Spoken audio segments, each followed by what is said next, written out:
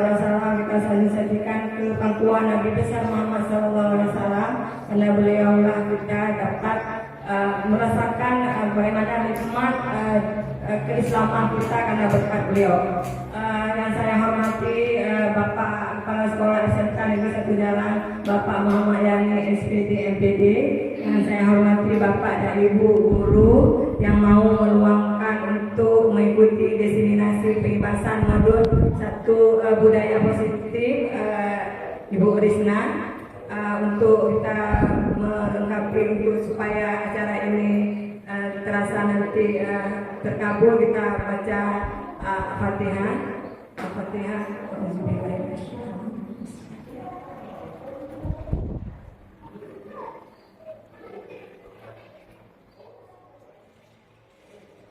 Untuk mempersingkat waktu, marilah sama-sama kita dengar presentasi dari Ibu Risna tentang diseminasi pengibasan modul 1/4 tentang budaya positif. Kepada Ibu Risna kami persilakan.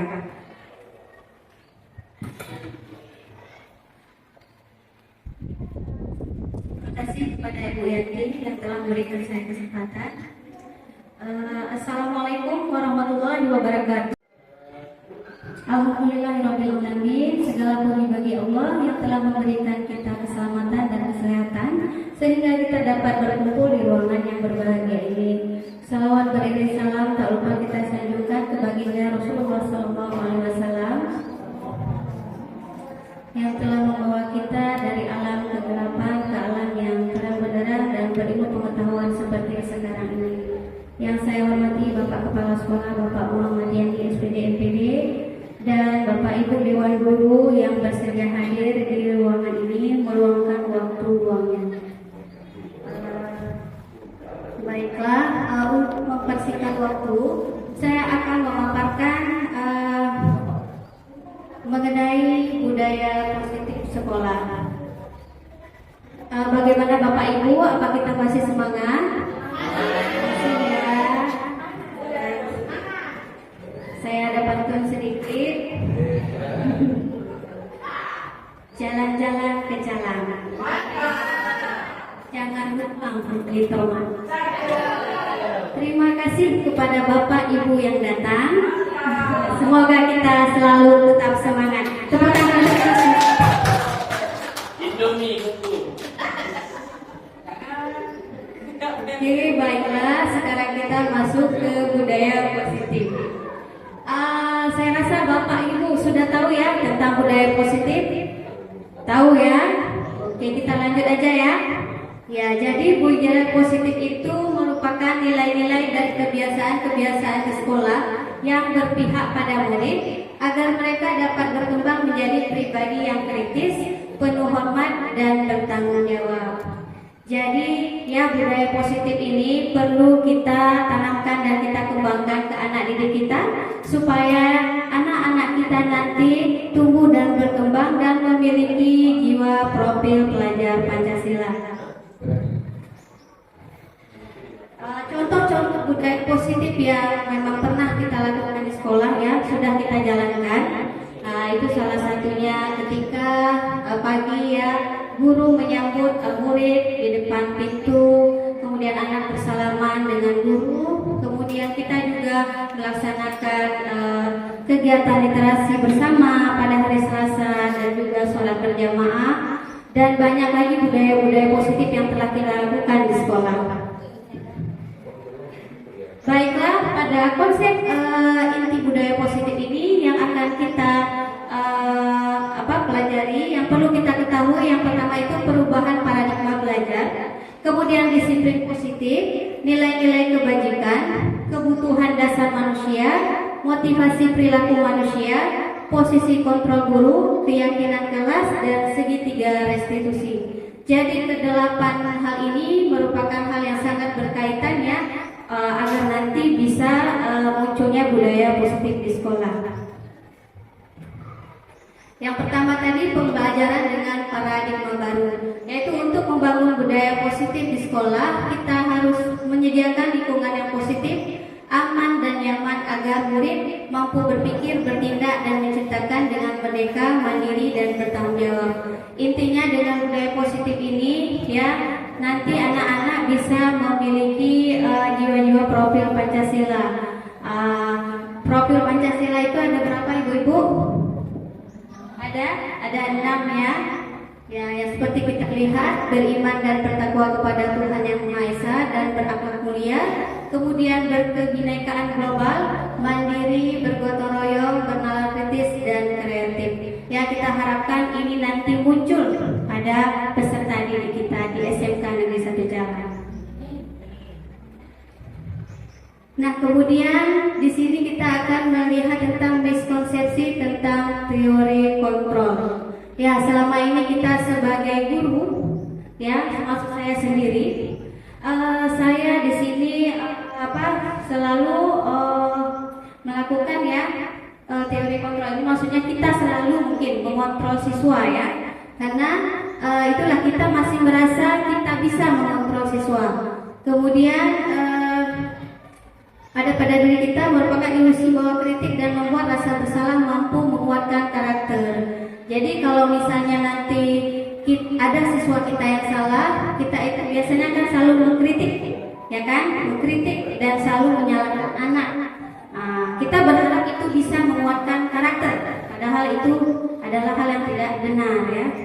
Kemudian ilusi bahwa semua penguatan positif efektif dan bermanfaat. Kemudian lagi ilusi bahwa orang dewasa berhak memaksa. Nah, itu semua adalah hal-hal yang salah ya, terdapat miskonsepsi di situ. Nah, di sini kita harus mengubah paradigma stimulus respon ke pendekatan teori kontrol. Dari stimulus respon itu realitanya kita itu sama, padahal kita itu berbeda. Kemudian semua orang melihat hal yang sama, padahal setiap orang memiliki gambaran yang berbeda. Kemudian kita mencoba mengubah orang agar berpandangan sama dengan kita, padahal kita berusaha memahami pandangan orang lain tentang dunia. Kemudian perilaku buruk dilihat sebagai suatu kesalahan, ya, padahal semua perilaku itu memiliki tujuan. Kemudian orang lain bisa mengontrol saya, padahal hanya kita sendiri yang bisa mengontrol diri kita. Kemudian saya bisa mengontrol orang lain, padahal Anda tidak bisa mengontrol orang lain ya. Kemudian pemaksaan ada pada saat rujukan gagal. Ya, di sini pernah pasti kita ya, apalagi sama anak sendiri ya. Oke, padahal kolaborasi dan konsensus menciptakan pilihan-pilihan baru. Kemudian model berpikir menang kalah, padahal harusnya kita model berpikir menang-menang. Nah, sekarang kita lanjut tentang disiplin positif. Pasti Bapak Ibu pernah mendengar disiplin positif. Saya ingin tahu nih pendapat dari Bapak Ibu. Siapa kira-kira Bapak Ibu yang mau berpendapat apa itu disiplin positif? Mungkin Bu Dharma mau memberikan pendapatnya. Silakan Bu Dharma. Assalamualaikum warahmatullahi wabarakatuh. Terima kasih Bu Risna. Apa itu yang dikatakan dengan disiplin positifnya seperti yang udah Ibu paparkan tadi dan juga Ibu Yanti. Di sini bisa kita lihat bahwa disiplin positif itu sudah sangat sering kita lihat dalam kehidupan sehari-hari, terutama di sekolah kita sendiri, dan itu harus kita budayakan sampai nanti agar siswa tersebut dan kita berharap siswa-siswi tersebut semua bisa mengimplementasikan sikap disiplin positif tadi, baik guru dengan guru atau guru dengan siswa, bahkan siswa dengan siswa itu sendiri. Kita berharap banyak agar disiplin positif ini terwujud ya, sehingga yang diharapkan terciptanya dengan siswa yang tahu profil pelajar Pancasila 5 yang tadi tercipta di dalam lingkungan pembelajaran, baik dari awal dia masuk ke sekolah sampai anak tersebut kembali ke rumahnya, dia bisa mendalami hal-hal atau nilai-nilai yang disiplin positif yang didapatkan di sekolah. Contoh salam dengan guru, menyapa dewan guru ketika berhadapan, atau berbaur dengan teman-teman tanpa ada lagi yang katanya pembulian. Jadi mereka sudah saling menghargai dengan sifat-sifat yang positif, atau mengajak membaca buku bersama, mengajak bekerja sama, mengajak berolahraga bersama, sehingga terhindar dari perilaku-perilaku yang negatif. Ya, baik, mungkin itu saja. Assalamualaikum warahmatullahi wabarakatuh. Terima kasih kepada Pak Dharma yang telah memberikan pendapatnya. Oke, kita beri aplaus untuk Pak Dharma. Baiklah, dari pendapat tadi bisa kita simpulkan bahwa disiplin positif itu merupakan salah satu cara penerapan disiplin yang bertujuan untuk menumbuhkan kesadaran serta memberdayakan peserta didik tanpa imbalan, penghargaan, ancaman atau hukuman. Berarti disiplin positif ini ya kita harapkan itu adanya kesadaran diri dari peserta didik kita untuk berbuat baik ya tanpa mengharapkan imbalan atau penghargaan. Jadi dia berbuat baik itu atas kesadaran dirinya sendiri tanpa iming apa-apa. Nah, kemudian mari kita melihat tentang nilai-nilai kebajikan. Bapak Ibu, apa pernah mendengar tentang nilai-nilai kebajikan? Sering ya Bu Nurul. Kira-kira apa itu nilai kebajikan Bu Nurul? Bismillahirrahmanirrahim. Assalamualaikum warahmatullahi wabarakatuh.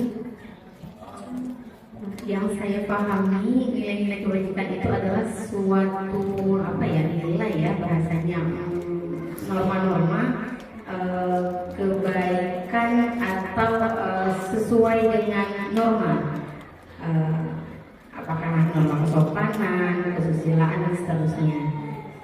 Yang saya pahami seperti itu. Kurang saya mohon maaf. Assalamualaikum warahmatullahi wabarakatuh. Bu Nurul ya, berikan aplaus untuk Bu Nurul. Berarti nilai-nilai kebajikan itu benar-benar ya sesuai dengan norma-norma. Jadi nilai kebajikan di sini ya nilai yang disepakati lepas dari agama maupun contoh-contoh nilai kebajikan itu banyak ya Ibu. Yang pertama yang sering kita belajar Pancasila ya, itu yang umum ya. Kemudian ini ada juga dari Ibu Primarius, itu ada juga disebutkan tentang nilai kebajikan, contohnya itu toleransi, rasa hormat, integritas, mandiri dan sebagainya. Juga ada juga dapat dipercaya, lurus hati, pendengar yang aktif. Berarti nilai-nilai kebajikan itu adalah nilai-nilai kebaikan ya yang ada dalam kehidupan kita. Kita lihat tentang kebutuhan dasar manusia. Ya, pasti kita semua tahu tentang kebutuhan dasar manusia. Apa ya Bapak Ibu tentang kebutuhan dasar manusia?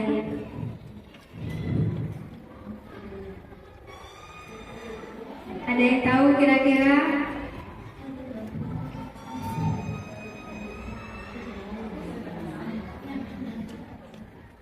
Mungkin Bu Farida ingin ini memberikan pendapatnya,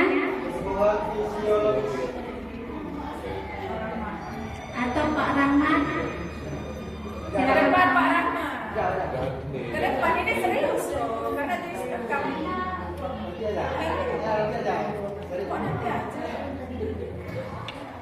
Atau ada ibu-ibu atau bapak-bapak yang lain yang memberikan pendapatnya tentang kebutuhan dasar manusia. Oke, Ibu Nurul. Assalamualaikum warahmatullahi wabarakatuh.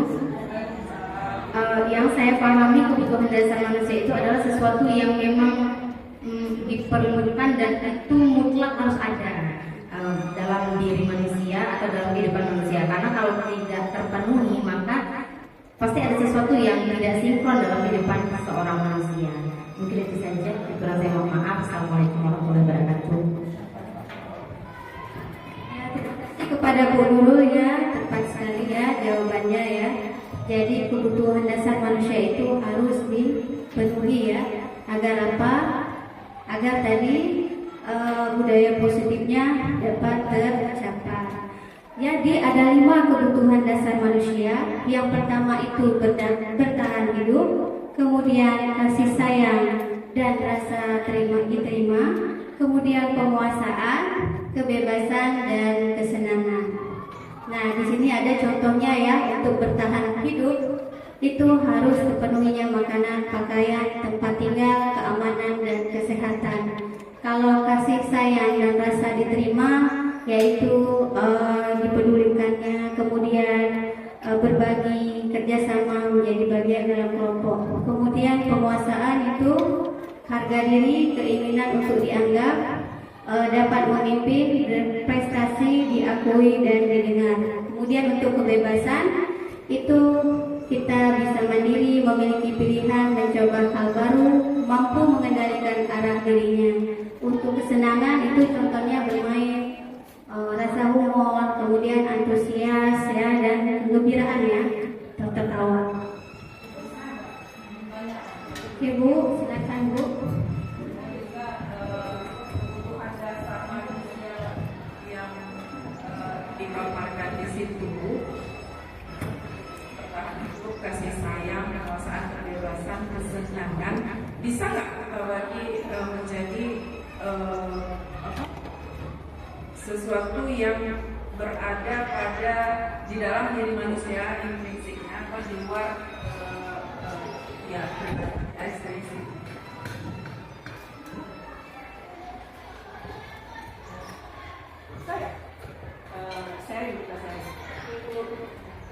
Yang Bu Elvi tadi tanya, kebutuhan dasar manusia ini bisa berasal dari dirinya atau dari luar. Sebenarnya kebutuhan dasar ini memang kalau yang untuk bertahan hidup ini dari luar ya Bu ya. Ya, kalau dari luar itu dari apa? Dari ekstrinsiknya ya, motivasi ekstrinsiknya ya, makanan, pakaian ya, itu kan dari ekstrinsik dari luar ya. Kemudian kalau yang kasih sayang dan rasa diterima ini juga dari luar ya, dukungan dari luar. Jadi motivasi ekstrinsik ya ada di sini. Kemudian untuk penguasaan, nah, penguasaan ini dari intrinsik biasanya. Karena kan untuk harga diri ya itu memang sudah ada di dalam diri kita ya. Kemudian keinginan untuk memimpin ya. Nah ini kan ada dari kita, ada yang bisa, ada yang tidak ya. Berarti itu dari dalam diri kita sendiri ya. Kemudian kalau kebebasan, nah kebebasan ini bisa juga dari dalam, bisa juga dari luar. Tergantung kita menyikapinya ya. Kalau kita ya ingin menjadi pribadi yang baik ya, kalau bisa kita selalu merasa bebas. Maksudnya jangan mau juga diatur-atur oleh orang lain seperti itu. Kemudian kayak kesenangan. Kesenangan ini bisa dari intrinsik, bisa dari ekstrinsik. Kesenangan ini sebenarnya bisa kita ciptakan sendiri. Ya, tidak mesti dari orang lain, tidak mesti dari perkataan orang lain, tapi bisa kita ciptakan sendiri. Karena dengan senangnya diri kita, pasti hidup kita bisa jadi lebih berwarna. Bagaimana Bu Elvi? Apa bisa ini jawaban saya? Iya, terima kasih Bu Elvi. Oke, sekarang kita lanjut ke motivasi perilaku manusia. Itu tadi ya yang saya bilang, ada motivasi ekstrinsik dan ada motivasi intrinsik. Kalau intrinsik itu adalah dorongan ya dari dalam diri kita sendiri. Kalau yang ekstrinsik itu dari luar. Nah, contohnya kalau yang ekstrinsik itu untuk menghindari ketidaknyamanan atau hukuman. Kemudian untuk mendapatkan imbalan atau penghargaan dari orang lain. Motivasi ekstrinsik ini ya contohnya paling dekat pada siswa kita. Nah, siswa kita kan kalau misalnya kita ingin dia disiplin. Nah, kita ingin dia disiplin, tapi pada dasarnya dia malas-malasan seperti itu.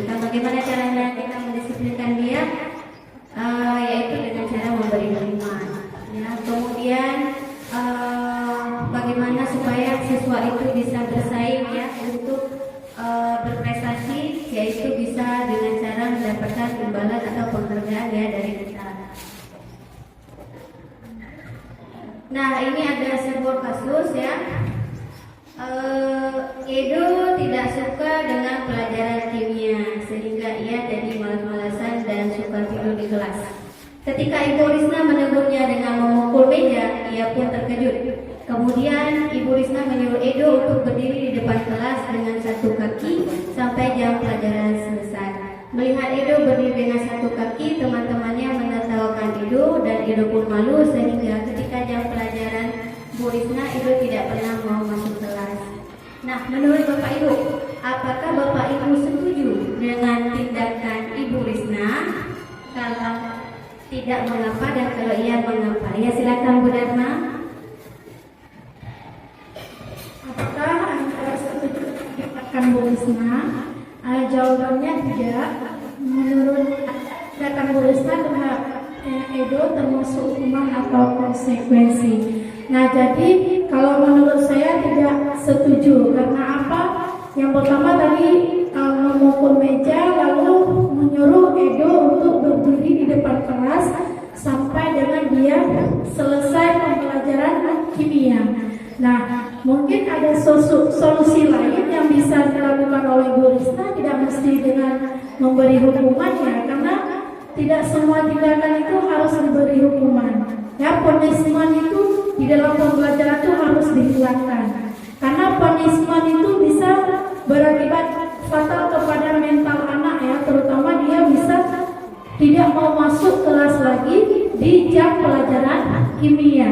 Mungkin salah satu solusi dengan yang dilakukan tadi, bisa kita mendampingi siswa tersebut ketika habis pembelajaran berlangsung. Edo, nanti kamu setelah pembelajaran ini selesai, mohon menjumpai ibu ya ke kantor atau misalnya di suatu ruangan lain yang tanpa orang lain tahu. Karena di sini posisinya kasus Edo ditertawakan oleh teman-temannya karena ditegur oleh Ibu Risna secara mukul meja dan suruh berhenti di depan, berdiri di depan sebelah kaki. Nah, menurut Anda tindakan Bu Risna terhadap Edo termasuk hukuman atau konsekuensi? Ini sebenarnya udah termasuk ke punishment-nya atau hukumannya. Itu saja dari saya. Terima kasih. Assalamualaikum warahmatullahi wabarakatuh. Terima kasih kalian pendatangannya dari Bu Dharma. Terima kasih ya Bu Dharma. Jadi tindak Bu Risna di sini sebenarnya salah ya. Karena kita sebagai guru itu harus membimbing dan menuntun siswa. Nah, kalau misalnya siswa mungkin melakukan kesalahan, mungkin ada hal-hal yang menjadi latar belakangnya. Jadi kita sebagai guru harus mencari tahu apa latar belakangnya kenapa Edo malas-malasan dan suka tidur di kelas. Jadi setelah kita tahu masalahnya, maka kita carikan solusinya untuk Edo agar kedepannya Edo bisa berubah menjadi lebih baik. Dan benar sekali kata Bu Dharma, yang boleh dilakukan itu adalah termasuk hukuman ya, karena hukuman itu lahir secara spontan seperti itu. Kalau yang konsekuensi itu dia ada kesepakatan antara siswa dan guru. Ya, ini dapat kita lihat ya, apa itu perbedaan hukuman, konsekuensi, dan ada satu lagi restitusi. Ya, kalau hukuman tadi dia tidak terencana, tiba-tiba. Kemudian murid yang tidak tahu apa-apa yang terjadi ya, atau tidak dilibatkan. Maksudnya dia tadi kasih hukuman, kamu berdiri di depan, berdiri dengan satu kaki seperti itu. Ya, dia tidak dilibatkan. Hukuman itu dia tidak tahu menahu. Kemudian bersifat satu arah. Lalu berupa hukuman fisik dan psikis ya. Nah, ini kita sebagai guru ya harus berusaha ya, jangan sampai kita menghukum anak, apalagi menghukumnya secara fisik dan psikis.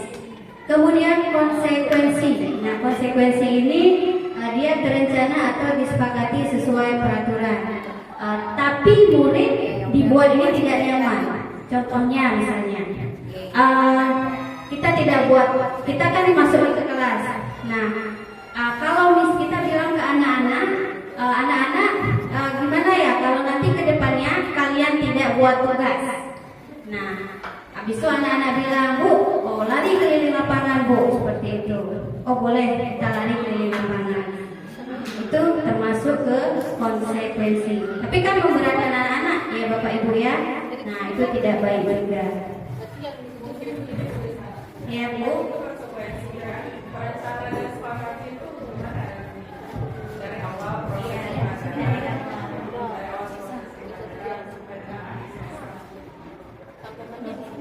Iya seperti itu. Biasa kan kita baru masuk kan seperti itu, buat perjanjian sama anak-anak.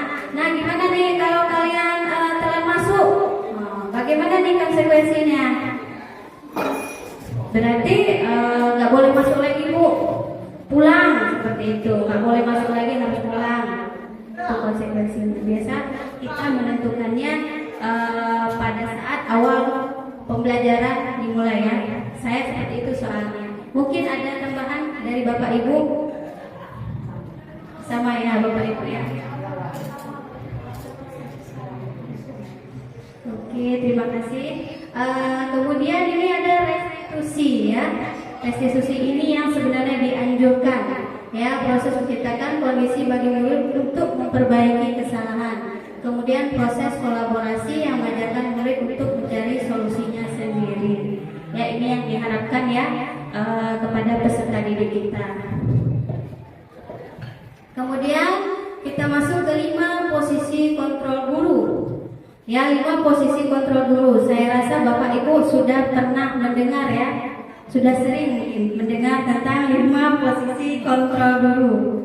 Ya seperti yang kita lihat yaitu penghukum, pembuat rasa bersalah, sebagai teman, pemantau dan manajer. Nah ini ada sedikit video ya tentang 5 posisi kontrol guru.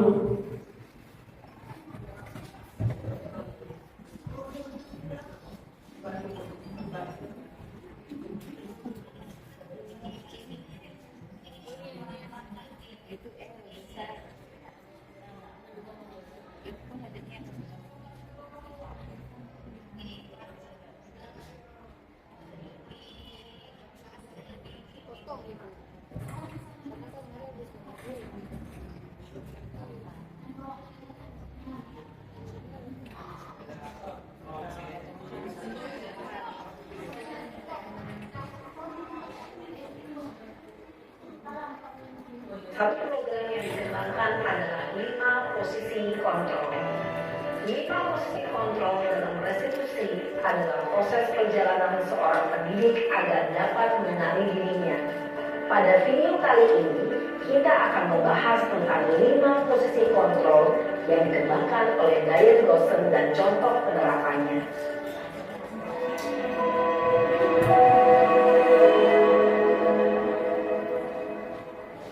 5 posisi kontrol itu adalah 1. Posisi penghukum, 2. Posisi pembuat rasa bersalah, 3. Posisi teman, 4. Posisi pemantau atau monitor, dan 5. Posisi manajer. Untuk lebih memahami kelima posisi tersebut, mari kita saksikan kasus Naren yang terlambat hadir 20 menit di sekolah dan melihat bagaimana kelima posisi kontrol dalam menghadapi masalah tersebut.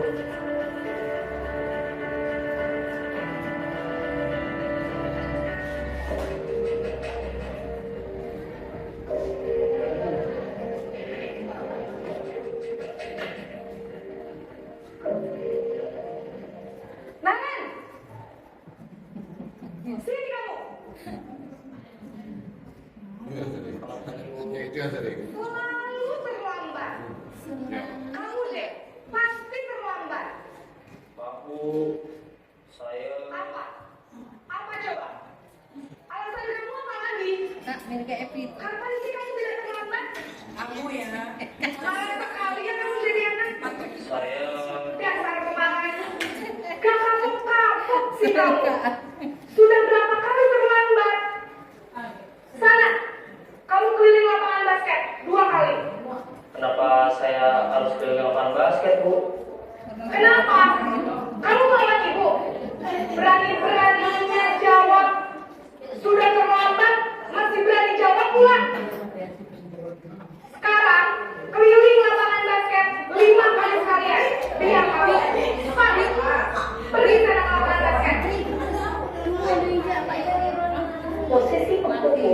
biasanya berbicara dengan nada tinggi, menghardik, menunjuk-nunjuk, menyakiti, dan menyindir.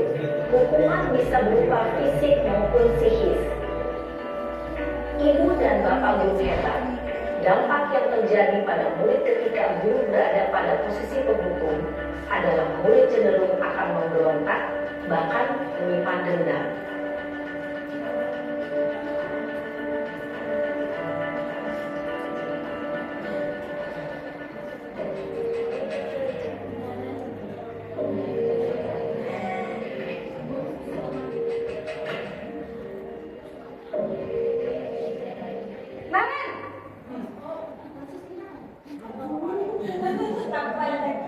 Apa Ibu? Naren, kamu kenapa terlambat lagi, nak? Ya Tuhan, Naren, kamu senang ya bikin ibu susah ya?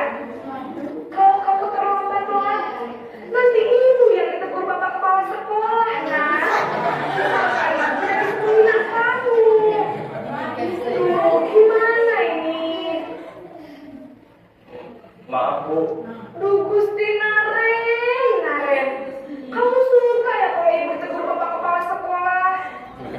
Terus, sekarang ibu harus tulis apa yang di buku absen? Ini kamu sudah sering terlambat loh. Ibu harus apa coba? Maaf Bu. Maaf sekali. Ya sudah, lain kali jangan bikin ibu susah lagi ya nak ya.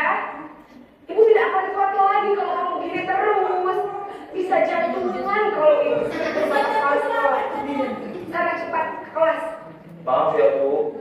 Maaf sekali. Posesi pembuat rasa bersalah berbicara dengan nada tenang, cenderung lembut. Namun kata-kata yang diutarakan membuat murid merasa menjadi orang yang gagal, memandang buruk dirinya sendiri, merasa tidak berharga, dan tidak sanggup membahagiakan orang lain. Ketika guru mengambil posisi pembuat rasa bersalah, murid akan menganggap dirinya yang bersalah dan ia akan menyimpan emosi negatif tersebut di dalam dirinya.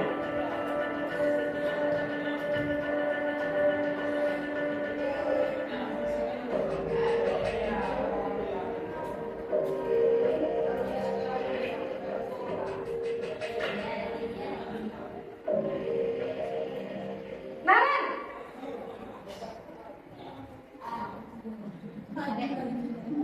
Selamat Ibu. Wah, sudah jam berapa ini nak? Terlambat lagi ya sayang. Iya Bu. Habis ibu saya lupa bangunkan saya Bu. Kamu malah menyalahkan ibu kamu. Kamu bukannya anak yang larinya paling kencang. Kok terlambat sih? Iya Bu. Saya memang terlambat bangun tadi. Jadi biarpun saya lari kencang, tetap gak kekejar Bu. Ya sudah sana. Nanti lain kali larinya lebih kencang lagi ya. Biar gak terlambat lagi. Bikin seneng ibu. Demi ibu. Bisa kan? Bisa lah Bu. Ya sudah sana masuk kelas. Ibu beresin urusan absen kamu. Kamu ini ada-ada saja. Dalam posisi teman, guru berbicara dengan nada suara ramah, akrab, cenderung bersindar gurau untuk menjaga suasana tetap santai. Murid akan merasa senang, aman, dan akrab dengan guru. Identitas yang tercipta adalah identitas sukses atau berhasil. Namun, perlu diingat, karena ini masih dorongan eksternal, maka ada faktor ketergantungan dari murid kepada orang tertentu. Di sini, guru absennya, sehingga di lain waktu, murid bisa berperilaku baik, namun hanya kepada orang-orang tertentu saja.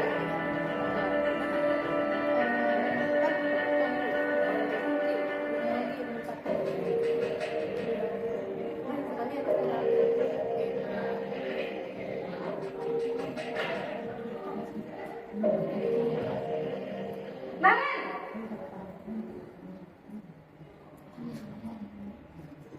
Selamat Ibu. Naren, apa peraturan sekolah kita tentang jam berapa kita harus masuk sekolah, nak? Kita harus di sekolah jam 7, Bu. Iya betul, sekarang sudah jam 7.20. Naren sudah tahu konsekuensinya jika terlambat hadir.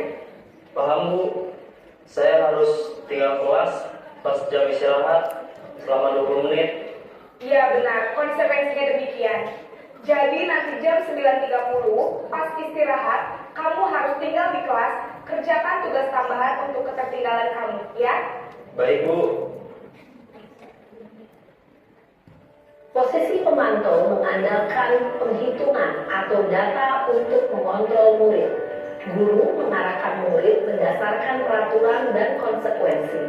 Seorang pemantau menunjukkan bahasa tubuh dan ekspresi wajah yang datar dan cenderung formal.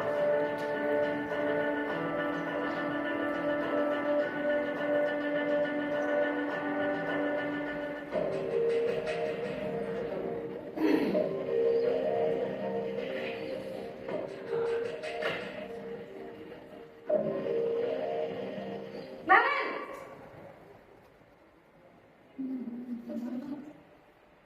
Selamat pagi, Bu. Selamat pagi, Naren.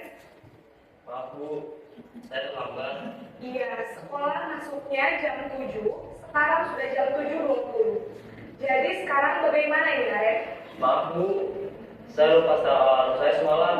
Baiklah, menurut kamu, keyakinan sekolah yang mana yang perlu kamu tingkatkan? Menghargai diri sendiri dan orang lain mungkin, ya, Bu. Setuju. Jadi, apakah Naren meyakini prinsip saling menghormati tersebut? Iya, Bu. Saya meyakininya. Apakah Naren bersedia memperbaiki masalah keterlambatan ini? Bersedia, Bu. Bagaimana kamu akan perbaiki masalah keterlambatan ini? Saya akan coba untuk tidak lupa menyetel alarm saya, Bu. Baik, kalau Naren lupa menyetel alarm di rumah, ada orang yang kira-kira bisa bantu mengingatkan tidak?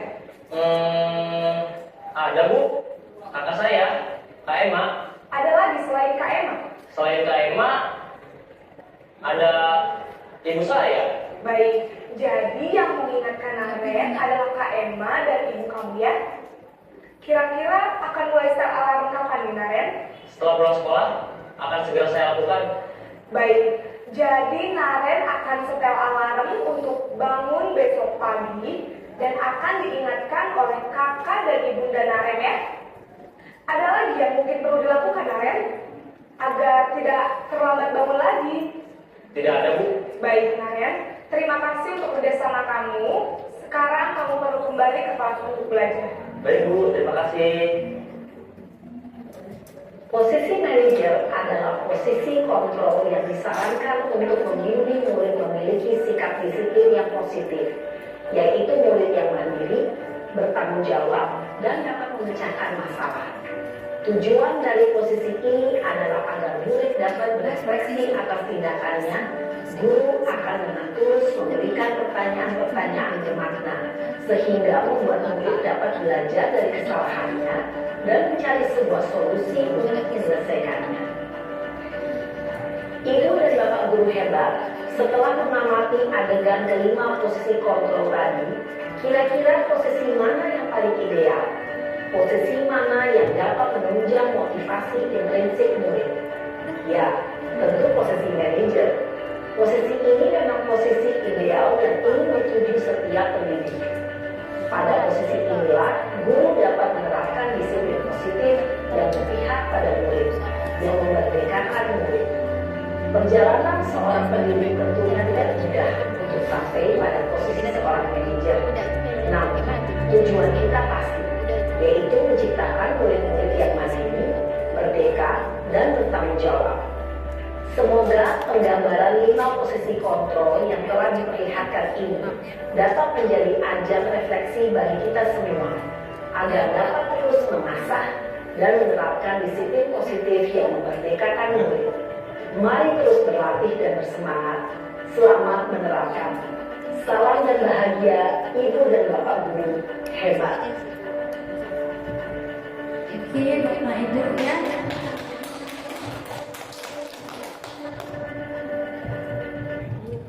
Oke, Bapak Ibu, tadi kita sama-sama telah menyaksikan ya video tentang 5 posisi kontrol guru. pelajaran yang dapat kita ambil. Jadi untuk kedepannya ya kita sama-sama berusaha, saling berkolaborasi, memotivasi agar kita semua bisa menuju ke posisi manajer. Memang posisi manajer ini adalah posisi yang sangat sulit untuk kita capai ya, karena itulah tadi banyak kendala-kendala ya yang akan kita hadapi di lapangan. Tapi setidaknya kita sebagai guru memiliki niat ya dan berusaha untuk menjadi lebih baik bagi peserta didik kita. Kemudian kita akan lihat tentang posisi kontrol apakah kita. Ya, sebelum mungkin kita melihat video ini, kita kemarin merefleksi diri. Ya, posisi kontrol apakah kita. Misalnya kita berbicara kepada siswa dengan kalimat seperti ini. Saya kecewa sekali dengan kamu. Kira-kira menurut Bapak Ibu ini posisi kontrol apa dari 5 posisi kontrol tadi? Buku Rupa boleh, silakan Rupa.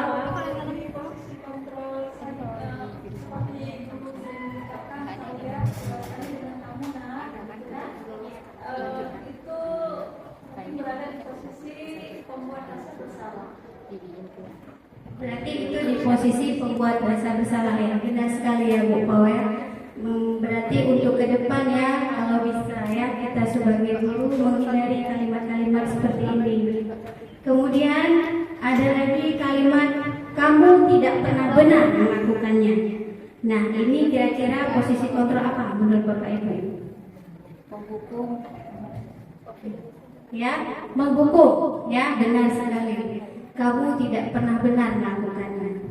Oke, selanjutnya apa rencanamu untuk menyelesaikan masalah ini? Iya, benar sekali. Ini adalah posisi kita sebagai seorang manajer. Jadi anak-anak ya diharapkan ketika mereka berbuat kesalahan, mereka dapat memperbaiki kesalahan mereka dengan berpikir secara mandiri. Kemudian ayolah lakukan demi Bapak Ibu ya. Kalau ini posisi iya, benar sekali, ini posisi teman. Nah sekarang kita akan lihat tentang keyakinan kelas. Nah menurut Bapak Ibu, mengapa harus keyakinan kelas? Mengapa bukan peraturan kelas? Ada kira-kira Bapak Ibu yang ingin memberikan pendapatnya? Ya silakan Bu Elvi. Mengapa keyakinan kelas, mengapa bukan peraturan kelas? Karena kalau keyakinan kelas itu tercipta karena kesepakatan bersama. Kalau peraturan kelas biasanya dari gurunya.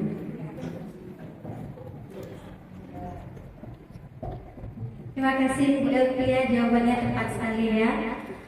Jadi ya selama ini kalau saya pribadi ya itu sering memberi peraturan kelas. Sebelum belajar ini tidak tahu tentang keyakinan kelas. Rupanya dengan kita membuat peraturan itu tidak baik bagi peserta didik kita. Jadi di sini kita bisa melihat keyakinan kelas adalah nilai-nilai kebajikan atau prinsip-prinsip universal yang disepakati bersama secara universal lepas dari latar belakang suku, negara, bahasa maupun agama. Menurut dosen, sesuatu keyakinan lebih memotivasi diri seseorang dalam diri. Seseorang akan lebih bersemangat untuk menjalankan keyakinannya daripada hanya sekedar mengikuti peraturan. Ini ya untuk pembentukan keyakinan kelas. Keyakinan kelas itu bersifat lebih abstrak dari peraturan yang lebih rinci dan konkret. Keyakinan kelas berupa pernyataan-pernyataan yang universal, yang umum ya.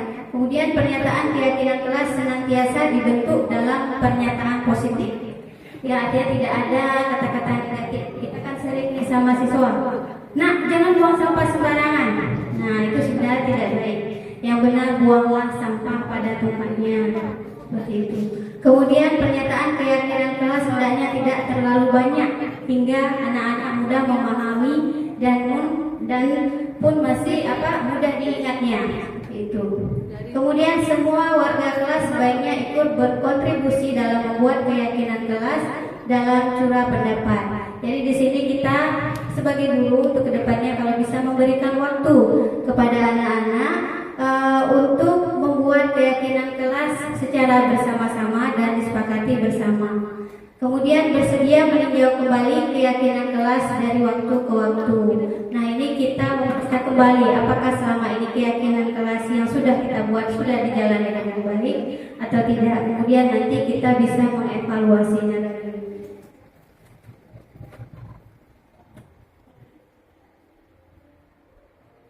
Jadi tujuan keyakinan kelas yaitu membentuk karakter yang positif pada anak, melewati kebiasaan-kebiasaan positif, kemudian perilaku positif, serta keteladanan dari seluruh warga sekolah, baik guru maupun murid, kemudian menumbuhkan adanya semangat belajar kepada anak.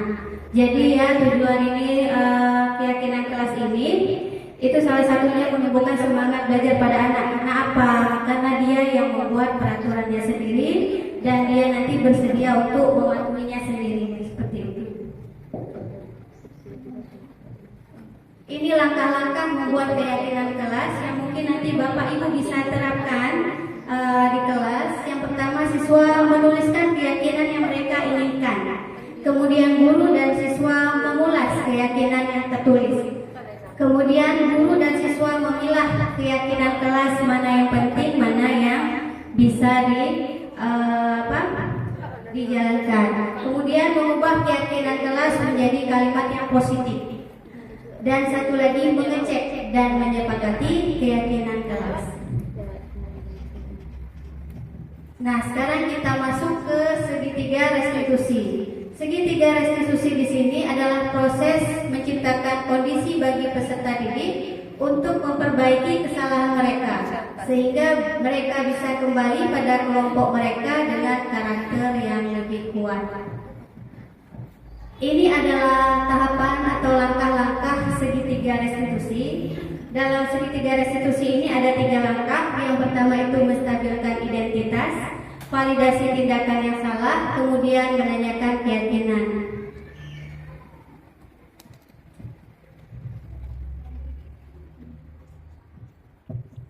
Menstabilkan identitas. Nah, di sini kita sebagai guru ya harus memberikan istilahnya penguatan kepada anak-anak bahwa berdasarkan prinsip membuat kesalahan itu adalah bagian proses dari pembelajaran. Nah, ini bisa jadi kata-kata yang bisa kita gunakan ketika anak-anak berbuat salah. Ya, bisa kita menggunakan kalimat ini dalam menstabilkan identitas. Yang pertama, berbuat salah itu wajar. Tidak ada manusia yang sempurna. Ibu bapak tidak mau mencari siapa yang salah, tapi bapak atau ibu ingin mencari solusi dari permasalahan ini. Kemudian kamu berhak merasa begitu. Kemudian tahap kedua itu validasi tindakan yang salah. Di sini berdasarkan prinsip setiap perilaku berupaya memenuhi suatu kebutuhan tertentu. Jadi di sini kita bisa menggunakan kalimat-kalimat ini dalam dalam tahap kedua ini, yaitu memvalidasi tindakan yang salah. Kalimat-kalimatnya diantaranya kamu pasti punya alasan mengapa melakukan itu. Kemudian padahal kamu bisa melakukan yang lebih buruk dari ini ya. Kemudian kamu patut bangga karena telah melindungi sesuatu yang penting buatmu, dan kamu melakukannya karena mempertahankan sesuatu yang penting bagimu. Nah, maaf ya ibu-ibu, ini salah ketik nih.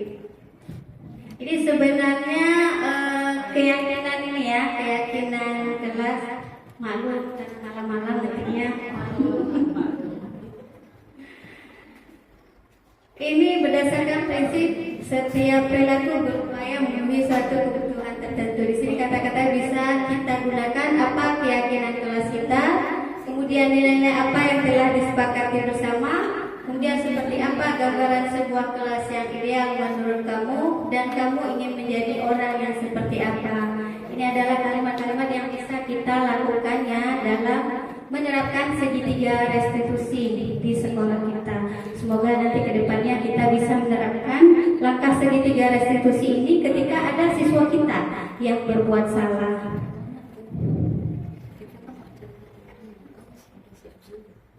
Nah, ini adalah salah satu contoh ya, praktik penerapan segitiga restitusi yang telah saya jalankan.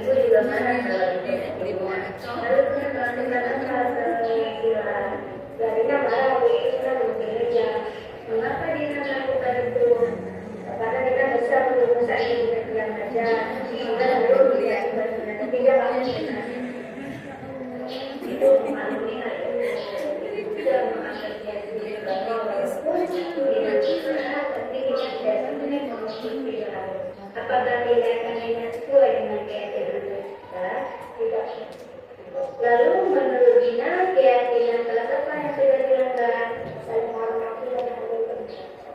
Menurut Dina, apakah saling menghargai dan menghormati teman itu sendiri yang sangat penting untuk selalu bisa bertemu? Ya Dina, lalu menurut Dina, keyakinan apa yang harus kita lakukan saat di sana? Harus sabar.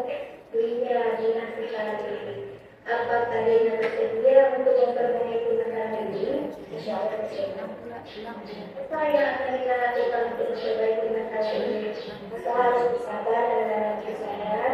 Selain itu, saya juga akan melanjutkan dan akan membantu lagi. Sudah, kita dan sudah selesai. Sekali tinggalkan. Ya, pokoknya Dina harus tetap semangat belajar ya. Dan dengan berbagai kelas ya.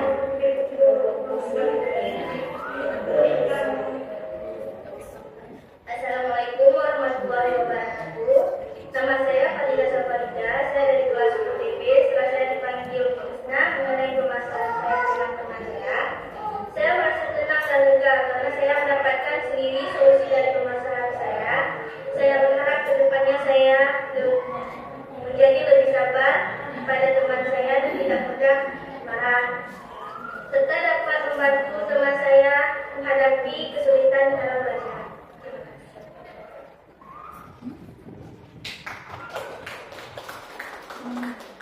Oke, terima kasih Bapak Ibu. Ya, tadi adalah praktik segitiga restitusi yang telah saya terapkan.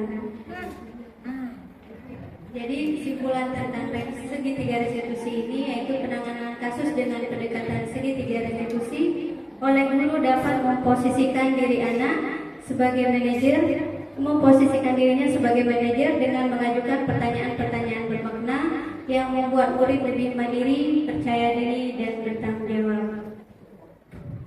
Demikianlah paparan dari saya tentang budaya positif. Apakah dari Bapak Ibu mungkin ada yang ingin bertanya?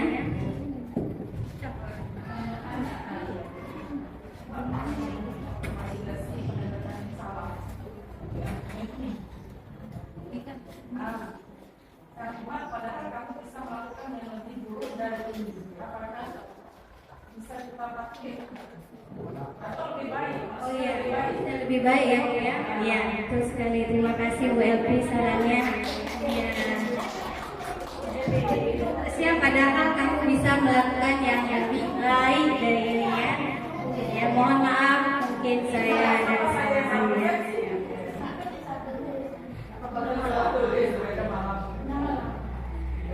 Oke, kira-kira dari Bapak Ibu yang lain mungkin ada yang ingin memberi tanggapan. Mungkin dari Bapak Kepala Sekolah ingin memberi tanggapan.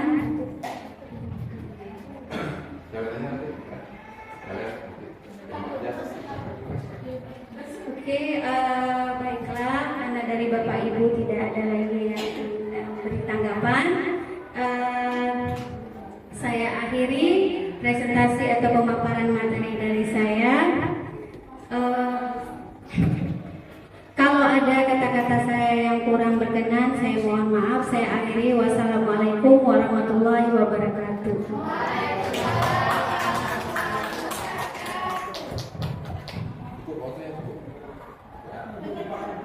Bapak Ibu,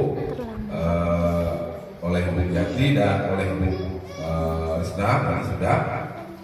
Alhamdulillah sangat bermanfaat ilmunya buat kita semuanya, termasuk saya pribadi dalam menerapkan budaya positif di sekolah. Bapak Ibu, kita seorang guru, saya juga seorang guru. Memang tidak bisa dipungkiri ya, kita harus belajar terus bagaimana menjadi pendidik yang didambakan oleh peserta didik. Bapak Ibu, terima kasih banyak sudah hadir hari ini dengan segala kesibukan. Kami juga mohon maaf dan sebesar-besarnya kepada Bapak Ibu semuanya di sela-sela kesibukan menyempatkan diri sejenak untuk hadir bersama-sama membantu teman-teman tadi yang bergerak juga dan mensukseskan kegiatan SMKPK ini, Bapak Ibu. Ilmu yang sudah kita dapatkan tidak cukup hanya sekedar kita terima ilmu saja. Sambil jalan nanti pelan-pelan kita mencoba mengimplementasikan ilmu yang kita peroleh dalam setiap kegiatan yang kita lewati, sehingga harapan-harapan tadi untuk kemajuan sekolah bisa terwujud hendaknya. Sudah membudaya sifat-sifat politiknya di sekolah. Kita punya karakter pribadi masing-masing, termasuk saya waktu itu keluar bahasa-bahasa dan karakter pribadi yang mungkin kita bawa dari dulu. Tapi ternyata kita harus belajar lagi bagaimana menyusun kosakata dan cara-cara yang baik, banyak pilihan-pilihan untuk membimbing peserta didik dan saya dalam membimbing Bapak Ibu guru. Saya juga salah kadang-kadang, salah juga kan. Tapi levelnya sudah level 3 gitu. Sudah dipanggil baik-baik, sudah dibicara baik-baik. Terakhir nggak boleh juga, udah di forum nggak boleh sebenarnya. Tapi kadang-kadang tergolong juga di forum. Jadi saya juga mohon maaf, saya juga belajar, kita semua belajar. Ternyata ada bahasa-bahasa lain yang bisa menyentuh hati peserta didik dan menyentuh hati Bapak Ibu guru. Terima kasih sekali lagi Bapak Ibu, mohon maaf atas segala kekurangan. Ibu, mungkin Ibu nanti akan memberikan sedikit arahan dan bimbingan kepada kita semuanya. Bapak Ibu bersabar sejenak lagi sambil menunggu sesi juga. Terima kasih. Wassalamualaikum warahmatullahi wabarakatuh.